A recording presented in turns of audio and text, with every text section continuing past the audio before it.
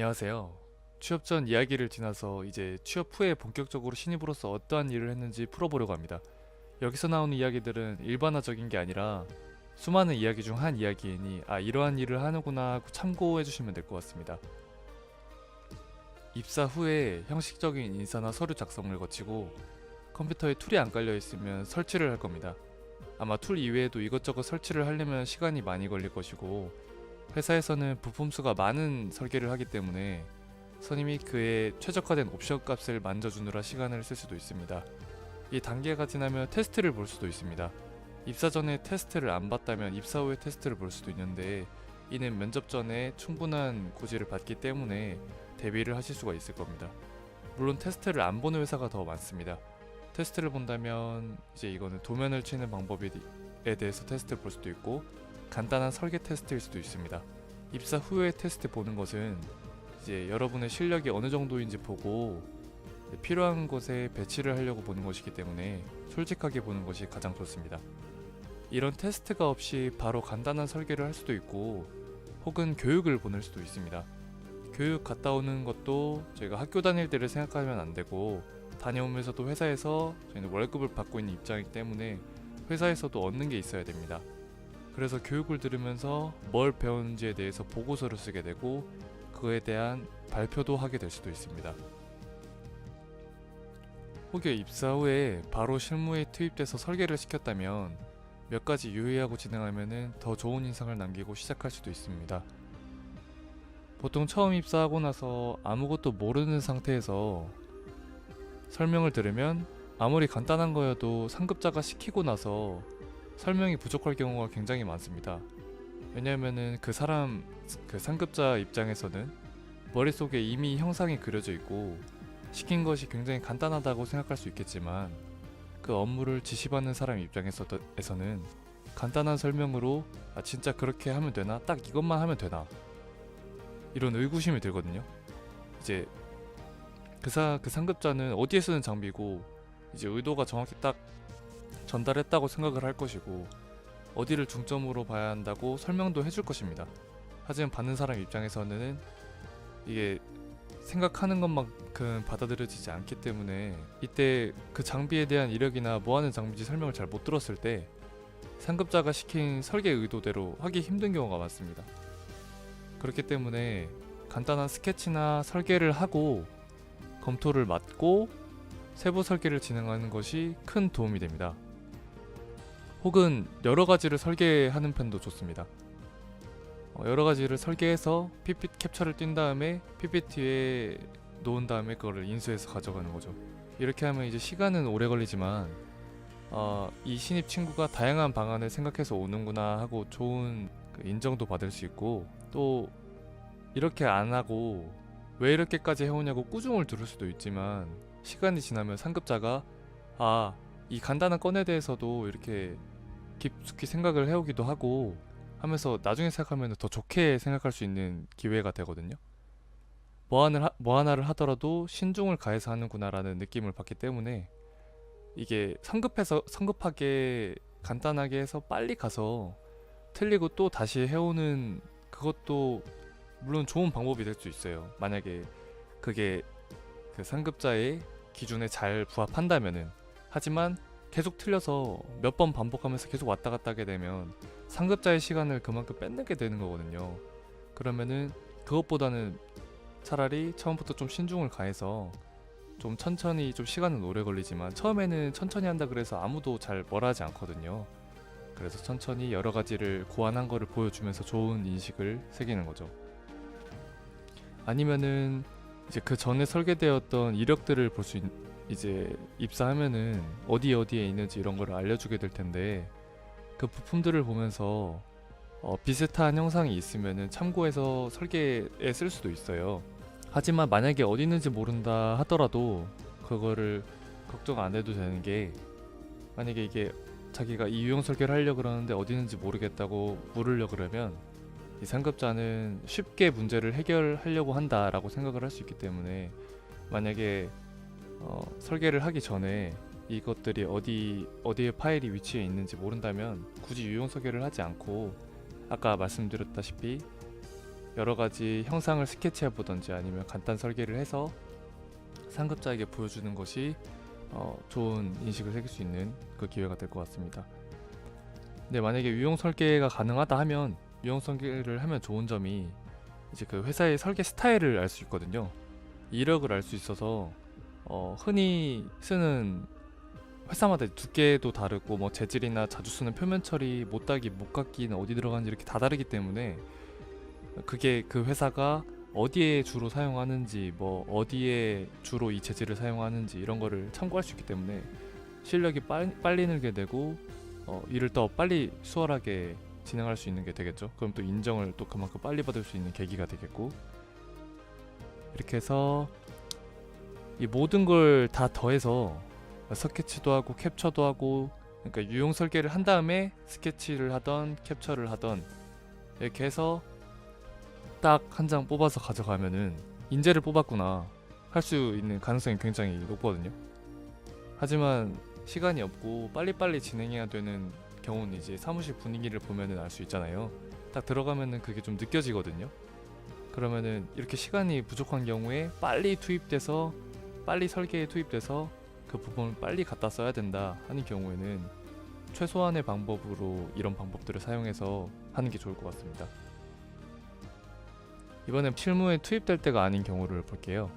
실무에 투입되기 전까지 공부할 수 있는 기간에 대해서인데, 이제 교육을 할 때 몇 가지 질문을 받았던 게, 일주일이나 2주일 주고 테스트를 그때 본다고 하면 테스트 볼 때까지 기다려주면서 공부할 수 있나요?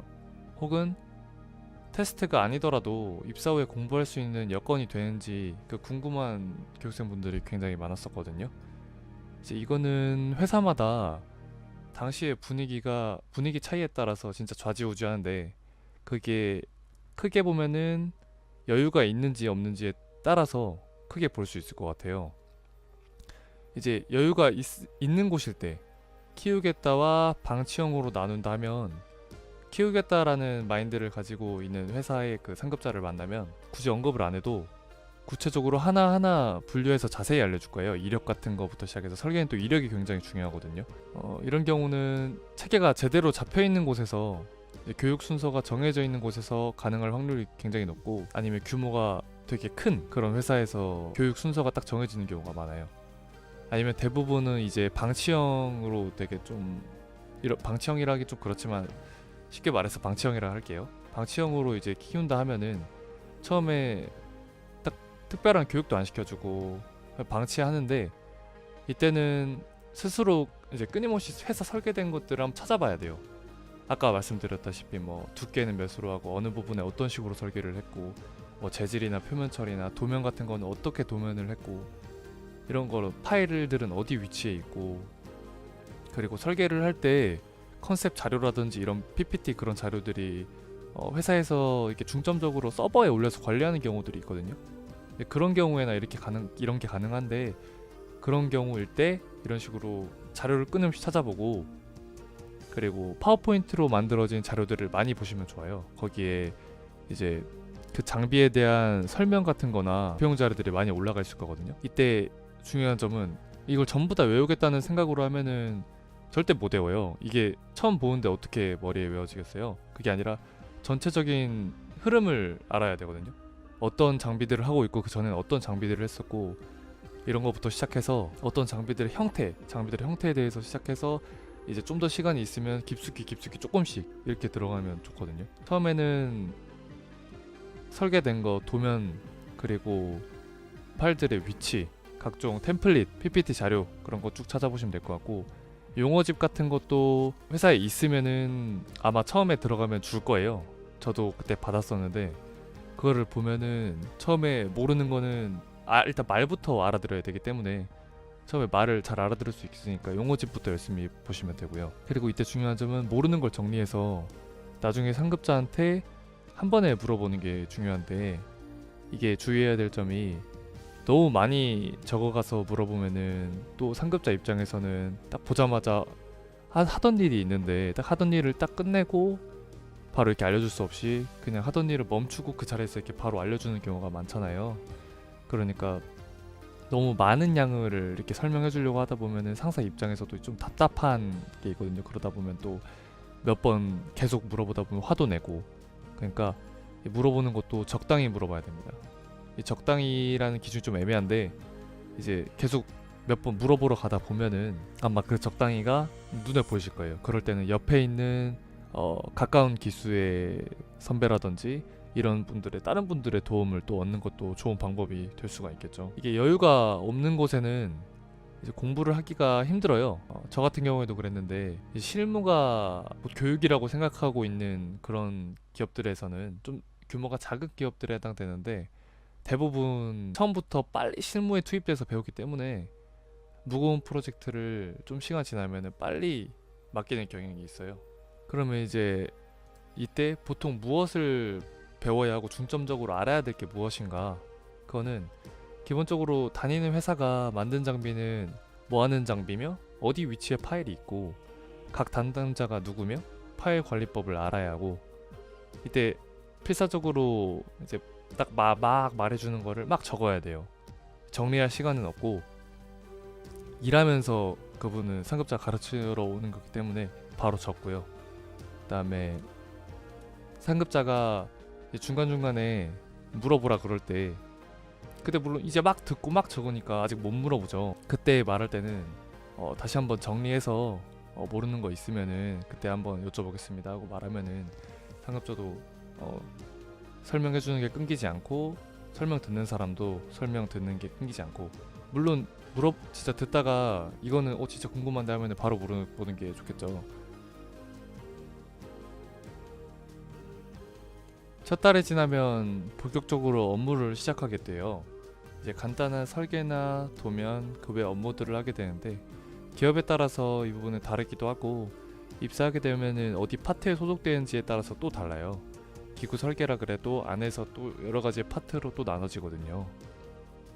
그래서 회사마다 이 업무의 영역에 따라서 파트가 나눠지는 법도 다르고, 파트는 매년마다 바뀌는 경우도 존재해요. 이유는 이제 어디 파트에 어느 인원이 들어갔을 때 최고의 퍼포먼스가 나오는지를 알기 위해서도 그렇고, 어떻게 파트를 나눠야 이제 업무 배분이 잘 되는지 그런 과정을 찾기 위한 거거든요. 기업은 이제 이윤을 내야 되기 때문에 파트를 이런 식으로 나누고 자주 바뀌는 경우도 존재합니다. 물론 안 바뀌는 경우도 존재하고요. 보통 바로 설계를 하는 경우는 이제 기업 규모가 조금 작은 기업일 때 속하는 경우가 많아요. 왜냐하면 일손이 좀 부족하고 기업 규모가 조금 작아서 빠르게 가르쳐서 빠르게 실무에 사용해서 빠르게 이윤을 얻기 위한 그런 작업이라고 보면 되는데, 사람 구하는 이거는 공고만 봐도 알 수 있어요. 오히려 작은 회사일수록 반드시 기계 전공이어야 되고 툴 사용법만 아는 게 아니라 진짜 설계를 할 수 있는 사람을 원해요. 이제 이건 근데 그분들을 비판해야 될 그런 게 아니라 당연한 것이거든요. 이제 소수 인원으로 퍼포먼스를 보여줘야 되기 때문에 당장 쓸 인력이 필요하게 되니까 그런 거예요. 이제 설계를 하게 되면 빠르게 설계에 대한 지식과 눈을 넓힐 수 있어요. 하지만 너무 욕심을 내면 안 되거든요. 이제 원래 설계의 업무 시간이 좀 길기 때문에 막 처음부터 너무 열심히 해서 달리다 보면은 스스로 지치게 되거든요. 그리고 또 체력이 있어야지 창의성이 또 생기거든요. 이 설계의 창의성 부분은 다음에 이건 따로 나눠서 설명을 드릴 수 있을 것 같아요. 이제 보통 이제 설계를 이렇게 하는 경우도 있고, 그 외에는 도면을 치게 될 건데, 바로 이 상급자가 설계를 하면은 밑에서 받아서 도면을 치는 작업을 하게 될 거예요. 발주를 내는 작업까지 할 수도 있는지 없는지는 회사에 따라 달라서 그 부분은 말씀드리기가 좀 어렵고요. 그 부분 말고 단순 업무를 말하는 거는 이제 회사마다 업무의 범위가 다르기 때문에 일단 금방 제가 말씀드렸다시피 발주까지 할 수도 있고, 아니면 영업의 일부분이라고 말할 수 있는 고객사에 줄 그 설계하고 도면까지 했던 거 자료 제작이나 고객사에 대한 그 자료에 대한 해석, 영어면 영어, 중국어면 중국어, 이러면 이런 거까지 할 수도 있거든요. 이거 되게 많은데 종류가 기업마다 이건 다르기 때문에 좀 말씀드리기가 어려울 것 같아요. 여기부터는 철저하게 제 얘기로 바뀌어서 정말 다를 수가 있습니다. 전 3개월차가 되자 여기부터는 철저하게 제 얘기로 이루어져 있어서 정말 다를 수 있어요. 저는 3개월 차가 되고 제 바로 위 담당 상사랑 고객사에 가서 불편사항을 체크하러 갔어요. 혹시 이제 저와 같은 경험으로 출장을 하게 된다면 그 전에 사무실의 분위기가 어떠했는지 파악이 된다면 이제는 고객사의 분위기가 파악이 될 거거든요. 그리고 내가 이제 다니는 회사에서 출장에 대한 복지 여건이 어떠한지 알게 될 거고, 입사할 때 물론 출장비에 대한 내용을 들었겠지만 실제로 내가 출장 갈 회사에 그 고객사에 택시를 타고 가든지 아니면 회사차를 타고 가든지 정기적으로 회사차가 있어서 계속 이용하든지, 이게 회사마다 천차만별이고, 그리고 회사 복지 중에 출장비에 대한 그 교통비나 이런 게 비용이 지급해준다고 이런 게 거의 대부분 되어 있는데, 영수증을 회사에 첨부할 때 거의 각 부서의 팀장을 거치는 경우도 많거든요. 그래서 이게 돈 문제가 제대로 해결이 안 돼요. 바로바로 이게 해결이 돼야 되는데 팀장의 눈치도 봐야 되고, 예를 들어서 출장을 갔다 왔는데 계속 갔다 오는데 계속 해결이 안 돼요. 그러면 또 계속 또 눈치 보느라 그걸 또 영수증을 안 내게 되면서 지급을 제대로 못 받기도 하고, 이 영수증 내는 것도 굉장한 회사 다니면서 스트레스거든요. 이걸 제대로 지급받을 수 있으면 스트레스가 안 되겠죠. 이게 회사차가 있더라도 주기적으로 다니는 이제 현장 쪽에 배치될 확률이 높고, 이제 여간하면은 같이 얻어 타는 게 좋긴 한데 매일 또 그렇게는 힘드니까, 이게 좀 매일 가는 부서가 아니면은 상황이 좀 난처한 경우가 많습니다. 자차 타고 가면은 되지 않냐고 물을 수도 있습니다. 하지만 자차를 타고 가면 고객사에는 거의 자리가 없는 경우가 대부분이거든요. 이제 여기서 말하는 고객사는 거의 대기업을 말하는데, 이제 1차 협력 업체니까 위에 고객사는 이제 대기업이잖아요. 그래서 대기업 같은 경우에는 거의 주차장에 자리가 없어요. 그래서 자차로는 조금 힘듭니다. 하지만 3개월에서 6개월 이때까지는 상사가 이제 영수증 처리라든지 차 배차라든지 신경을 다 써주기 때문에 아직까지는 괜찮지만, 나중을 생각하면 괜찮지 않거든요. 이제 상사가 이제 따로 독립적으로 프로젝트를 따로 분리되는 경우가 생겨요. 좀 시간이 지나면. 그리고 이게 또 남이 보기엔 출장을 가는 게 굉장히 좋은 일 같은데, 이제 막상 본인이 가면은 가는 것부터 시작해서 돌아오는 것까지 굉장히 힘들거든요. 이게 왜 그러냐면, 고객사에 가서 입을 옷을 챙기고 각종 기록이랑 이제 확인할 수 있는 클린지를 챙기고 들어갈 수 있는 신청 승인 절차를 거쳐서 차편을 구해서 고객사에 도착을 합니다.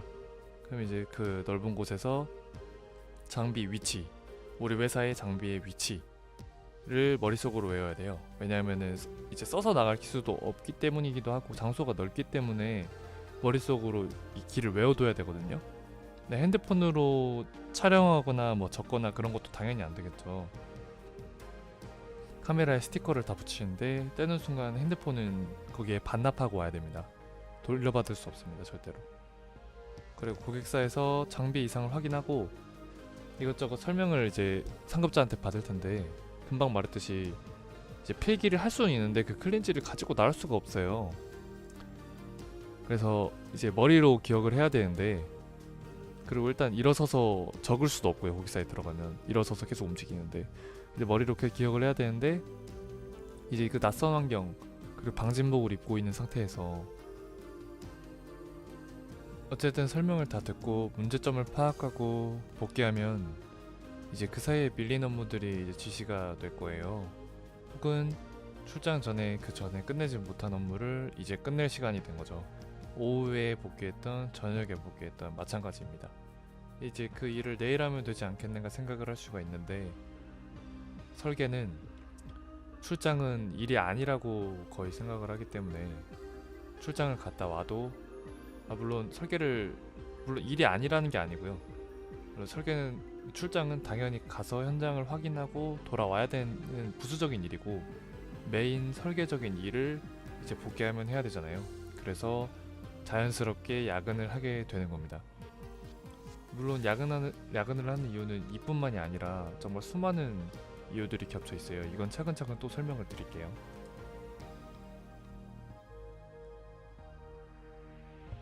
7개월째가 됩니다. 이때쯤 되면 제가 실속 없는 겉모양만 담당자라고 적어놨는데 이때쯤 되면은 이제 하던 일, 그 전에 이제 쭉 하던 일에 대해서 거의 한 담당자가 되거든요. 이제 반년밖에 안 됐는데 이제 무슨 프로젝트 담당자냐고 물으실 수가 있는데 이제 거의 저희 나라 기업들은 신입들한테 거의 이 정도 급을 요구하고 있거든요. 이제 물론 아닌 것도 있지만 제가 제 주위에서 이 반도체 디스플레이 분야에서 이 전문직을 이렇게 종사하고 있는 친구들 얘기를 이렇게 들어보면은 거의 이맘때쯤 좀 지나거나 하면은 1년 사이에서 거의 그 하던 일의 담당자가 되곤 합니다.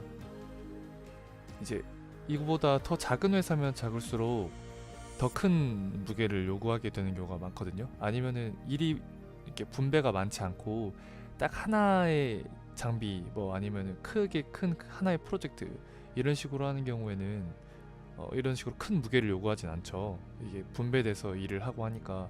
하지만 회사 규모가 커지다 보면 회사에서 하려는 것들도 많아지고 하다 보면은 한 사람 개인에게 주어지는 무게가 굉장히 커집니다. 그래서 저는 이맘때쯤 고객사 한 개에 대해서 메인 담당자였어요. 물론 메인 담당자라 그래서 제 선에서 모든 걸 해결하는 것은 아니고 작은 것들은 제가 계속 현장에 갔다 오면서 해결하고 온갖 요청의 사항에 대해서 해결 방법을 강구하고 그리고 윗선에 보고를 하겠죠. 그럼 윗선은 보고를 받고 수정할 부분에 대해서 수정을 지시합니다. 하지만 담당자는 너라는 것을 인식시키고요. 그러니까 제가 어쨌든 해결해야 되는 일이라는 거죠. 하지만 책임은 그 상급자가 어느 정도 커버를 해주겠다. 이런 식의 대화가 뭐 오간다고 볼 수 있어요. 안목의 대화가. 그렇게 되면 이제 야근을 안 할 수 있을까요? 반년 사이에 제 실력이 정말 일취월장해가지고 거의 정말 엄청난 실력을 퍼포먼스 내면은 상관없겠지만 거의 힘들거든요. 그럼 야근을 안 할 수가 없고 물론 이것도 상황에 따라서 달라서 운이 좋은 사람은 처음에 입사해서 빡세지 않은 곳에 이제 배정돼서 일을 한다든지 아니면은 위에 상사랑 같이 일하게 돼서 상사가 먼저 주도적으로 일을 하면서 업무를 분배하든지 이런 식으로 되면은 가장 좋은 시나리오고요. 하지만 이게 모두가 같을 순 없으니까요. 그래서 저는 이제 최악의 경우, 제 경우를 이제 들여서 말해준 거죠. 물론 더 최악의 경우도 있겠지만요. 그래서 이런 상황인데 이제 왜 사람을 늘리지 않을까 궁금할 수가 있어요. 이제 답은 그 당시에 필요한 손들이 나중에는 필요하지 않을 수도 있기 때문에 2, 3인분 하는 몫을 한 명에게 맡기는 거거든요. 그래서 이제 매일 스트레스가 조금씩 쌓이면서 시작이 되고 부담감이 많이 안겨지고 신입인데도 그래서 많이 퇴사를 하는 경우가 그래도 좀 많아요. 그래서 고객사에서 욕먹고 회사에서도 돌아가서 또 욕먹고 반복될 가능성이 이제 날이 갈수록 이제 점점 더 높아지는 거거든요. 고객사에서는 이제 끊임없이 개선을 요구하고 끊임없이 개선을 요구하는 이유가 거기도 일을 해서 또 그쪽 회사에서도 이제 윗사람에게 보고를 해야 되잖아요. 그래서 실적을 또 쌓아야 되잖아요. 그렇다면은 그 밑에인 1차 협력체의 담당자로 있는 저는 이제 그 일들을 받게 되는 거고 이제 저희 쪽의 협력사 저희 쪽의 윗사람한테 이제 이렇게 해달랍니다. 이렇게 보고를 하는 거거든요. 그러면 이제 윗사람은 일을 만드는 걸 안 좋아하니까 안 해주려고 해요. 처음에는 그 상급자가 바로 전화를 받았다면은 해주겠다 이렇게 하겠지만 이제 제 선에서 커버가 될 정도라고 이제 인식을 거의 하거든요. 그래서 일단은 당장 안 해요. 그 일을 시행하지 않는다. 다른 일부터 먼저 하자. 급한 불부터 끄자. 거의 그래 이래요. 그럼 이제 저는 중간에 껴서 난처한 상황이 거의 매주마다 이제 계속 반복이 되는 거예요. 이렇게 시간 질질 끌다가 이제 고객사 입장에서 이제 목까지 이제 한마디 하는 그런 게 차오르면 이제 그때서야 이제 제 윗상사는 그에 대한 시행을 하자고 승인이 떨어지고 이제 해결 방안을 강구하기 시작하는 거죠. 물론 해결 방안에 대한 컨셉은 윗사람이 이때까지는 잡아줍니다. 이런 식으로 하자. 하지만 대충 스케치로 이렇게 컨셉을 잡아주는데 물론 안 그런 데도 있고요. 그러면은 이제 제가 본격적으로 그 설명을 듣고 설계를 하기 시작하면 이제 문제점이 계속 쌓여요. 이건 신경을 왜 안 써야 되고, 이건 신경을 왜 안 써야 되고, 이거는 왜 신경 써야 되고. 그러니까 가치관의 차이죠. 보는 입장의 차이고. 하지만 설계는 거의 반이 경험이기 때문에 경험자의 말을 따라서 그대로 시행을 해요. 계속 물어보면서 이렇게 했는데 어디 또 수정할까요? 하면서 계속 진행하는데, 문제점은 이 설계 하나 일 외에도 계속 잡일들이 계속 내려오거든요. 고객사에 한 명만 있는 게 아니잖아요. 고객사에 여러 명이 있는데 그 여러 명이 다 같이 일을 하려다 하다 보니까 계속 일이 다른 많은 사람들에게 내려오고, 그리고 저희 뭐 협력체 제가 다니는 회사에서도 일이 계속 오겠죠. 그러다 보니까 설계를 하나 하기까지 시간이 굉장히 오래 걸립니다. 계속 수정을 거치고 다른 일까지 계속 겹쳐서 하니까요. 그럼 또 야근은 또 당연한 거고요. 근데 문제점은 설계를 이렇게까지 하고 나면 또 그 윗선에 윗선이 또 있거든요. 그 윗선에 가서 보고를 하면은 또 문제가 생겨요. 또 수정을 또 해요. 그러면서 계속 시간이 지연이 되는 거예요. 그래서 고객사랑 협력사랑 트러블이 굉장히 많은 이유가 설계적인 분야에서 이런 이유에서 좀 굉장히 많아요. 대응을 안 해주거나 대응을 해줘도 굉장히 늦거나. 이제 12개월이 지나게 되면 이제 빼도 박도 못하게 이제 제가 했던 분야의 담당자 이상 이제 프로 취급을 받습니다. 고객사로부터 들어온 일이 바로 다이렉트로 이제 바로 꽂히고요. 여러분에게 바로 꽂혀서 일을 수행해야 되고, 이제 윗사람들이 이제 그때쯤 생각할 때는 어느 정도 선까지, 저희가 생각하는 선이 높진 않은데 윗사람이 생각하기에는 굉장히 높은 선을 이제 잡습니다. 어느 정도 선 아니면 그 살짝 위까지 좀 더 노력하면은 쳐낼 수 있는 수준으로 생각을 해서 일을 줄 때마다 뭐 언제까지 할 수 있어, 이 정도는 뭐 이제 할 수 있잖아, 1년 해야 되는데 이걸 왜 아직 몰라라든지 되게 이런 식으로 하는 일이 커지거든요. 그러면서 그 하던 일의 분야에 대해서 그 일들만 계속 지시를 받기 때문에 그 되게 고일 확률이 높아집니다. 그 분야밖에, 그쪽 근처밖에 모르는 거죠. 회사에는 수많은 장비가 있고 그런데 하나의 장비만 그렇게 담당을 하게 되는 거예요. 그래서 회사에 들어갔을 때 첫 경험이 중요하다는 말이 일에서 나오는 것 같다고 저는 생각을 했습니다. 근데 이때쯤 느끼게 되는 게 있으실 텐데, 1년 되시면 1년 동안 겪어오면서 딱 일을 지시를 받을 때 이 정도는 내가 해결할 수 있겠다. 그러니까 이게 딱 제 수준이 이제 보여요. 1년 동안 엄청나게 많은 경험하면서 스트레스 많이 받아왔으면서 많은 환경들을 겪어왔으면 해결할 수 있는 게 진짜 많거든요. 근데 아직도 대부분의 소리를 잘 못 알아듣고 하면은 이제 1년 동안 쉬운 일만 해왔거나 아니면 평범한 일들, 아니면은 1년 동안 했던 일과 전혀 다른 일을 지시받았을 때 이런 경우가 될 수 있겠죠. 근데 앞서서 제가 겪은 경험에 대해 설명을 드렸는데, 이 경험들이 모두 같을 수는 없습니다. 분야만 해도 자동화나 진공이나 금형이나 뭐 엄청나게 많은 분야들이 있고, 또 시장 상황에 따라서 그리고 시대에 따라서 계속 다르잖아요. 저는 처음에 말씀드렸다시피 수많은 경험 중에 아주 작은 제가 겪은 일부분을 설명드리는 부분이고, 그리고 딱 들으셨을 때 어느 정도 규모가 있는 진공회사에 가면 저 정도는 하는구나, 이렇게만 들으시면서 참고하시면 될 것 같습니다. 물론 장비업계에서 설계는 3D 업종에 속하니까 좀 저만큼 이렇게 힘들 거라고 각오를 하시면 될 것 같고요. 이제 이 이야기들을 듣고 입사하셨을 때 저와 이 레퍼토리가 비슷하거나 똑같지 않아서 막 설계를 늦게 시작하거나, 아니면 설계만 해서, 아니면 출장을 가지 않고 사무실에 설계만 한다, 아니면 출장만 너무 많이 간다, 이제 등등 수많은 고민을 하실 수도 있는데, 이제 모든 경우가 이제 다 설계자의 방향은 같잖아요. 하지만 배우는 것의 차이고 이제 그 배우는 속도의 차이일 뿐이니까 결국에는 모두 다 도움이 돼서 결과적으로 어디서든지 다 쓸 수 있게 되거든요.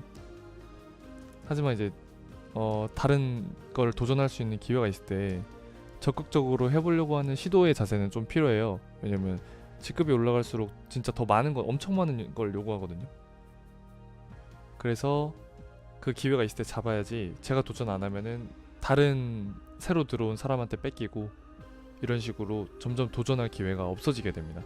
그러면 도태되게 되는 거겠죠. 다른 회사로 이직하기도 힘들어지고.